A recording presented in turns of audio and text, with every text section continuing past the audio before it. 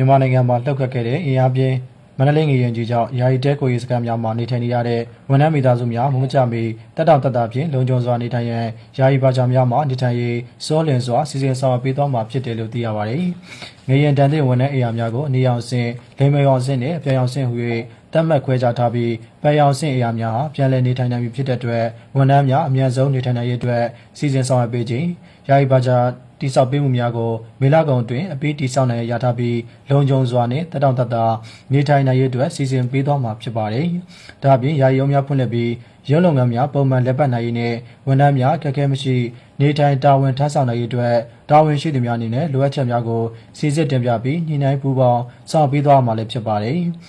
ငရင်လောက်ခတ်ပြီးအချိန်မှစတင်ကရှာဖွေကယ်ဆယ်ရေးအပိုင်းကိုတိုင်းတာတစ်ခုထိအဓိကထားဆောင်ရွက်ခဲ့ကထိခိုက်ဒဏ်ရာရရှိသူများအတွက်အာကစားကွင်းများမှာယာယီဆေးရုံများဖွင့်လှစ်ကုသပေးနေတာဖြစ်ပါတယ်။နေပြည်တော်ကောင်စီနယ်မြေမှာ